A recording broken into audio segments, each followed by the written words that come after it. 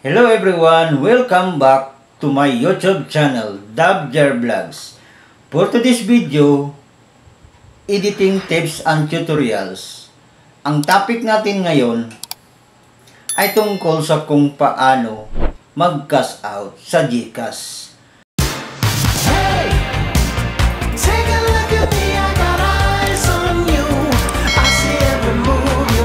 Actually, madami na talagang nakaalam nito. Pero ang nais ko lang ay makatulong sa mga taong hindi pa nakaalam. Kaya gumawa ako ng video na ito para din sa mga baguhan at nais malaman kung paano gagawin ang mag-cash out sa GCash. Shout out to all our newest YouTube channel subscribers, DABJR Vlogs. Excited to have you on board. Number 1, 3 Ninja Nikki ang 2X channel. Number 2, Jepoy Lebuna. Number 3, Viram Norica. Number 4, Calixto Gaspay TV from Las Pinas. Number 5, Johnny Navarro. Number 6, Abi Claire. Salamat sa inyong lahat na nag-subscribe sa YouTube channel ko, DABJR Vlogs. Kung gusto mong malaman, panoorin mo lang ito mula sa simula hanggang dulo. Ang una nating gawin ay puntahan natin ang GCash apps natin. I-tap natin ang GCash apps. Dito na tayo sa ating GCash, sa loob ng ating GCash. So, nakita nyo, maliit lang yung balance ko. Sa ibaba ng balance ko, may tatlong mapagpilian natin dyan. Send money, yung pinakauna, yung pangalawa, load, yung pangatlo is transfer. So, ang sunod nating pindutin para makapagsimula na tayong mag-send money sa ating cash out, pindutin natin ang send. So, after napindot natin ang send, ito na ang lumalabas. Send to any GCash account. Ang sunod natin ipindot ay itong Express Send. And then, i-click natin ang Express Send.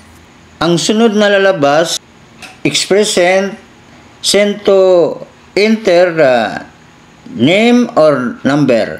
So, i-type ko lang yung number ko. So, pagkatapos na na-enter ng number ko, i-type ko lang yung amount na ipadala ko.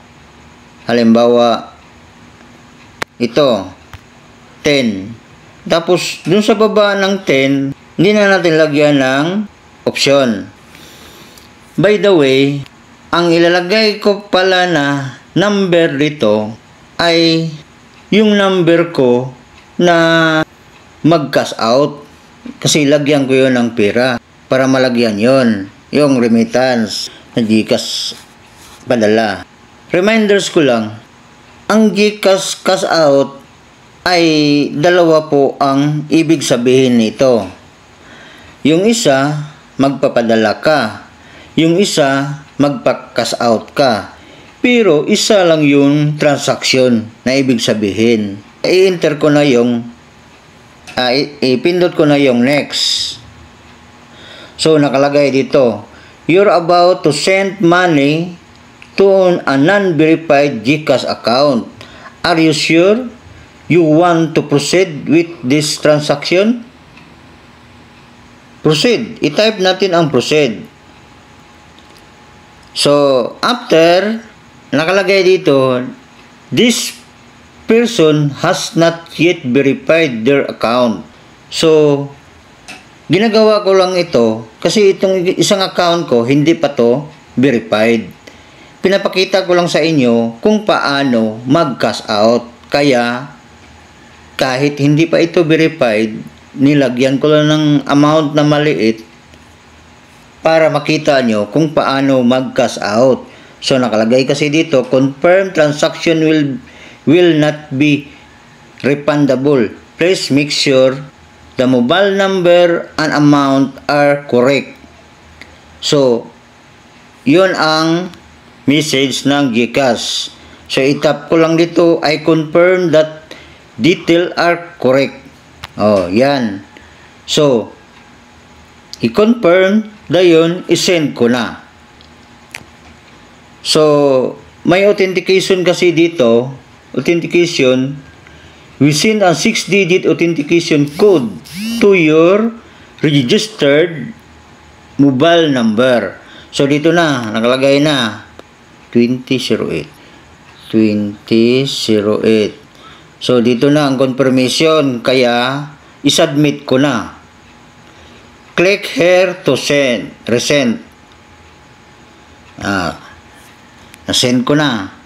At sa ngayon, nakita ko na non-verified GCash account reference number.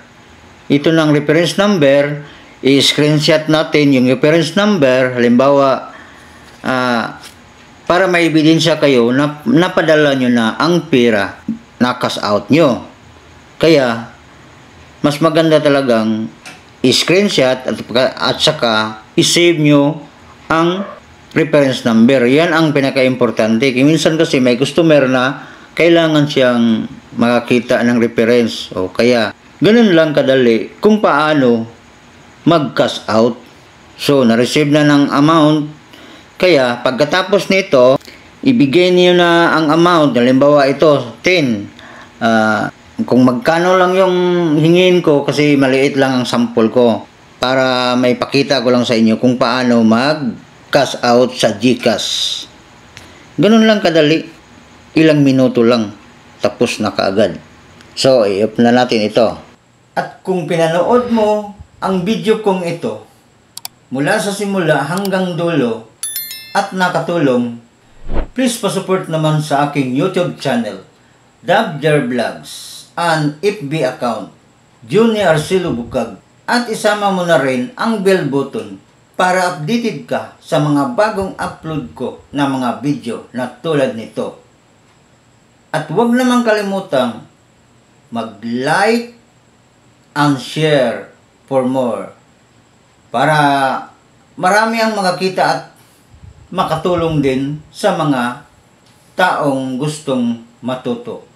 At kung may comments, clarification, and suggestion ka, and question, please i-comment mo lang dyan sa baba para masagot ko ito agad at magawa natin ng video ayon sa inyong comments. Have a nice day to all. Salamat sa inyong lahat na walang sawang nagpagsuporta sa aking YouTube channel. This is how legends are made. Once again, thank you for watching until the end. Have a blessed day to all.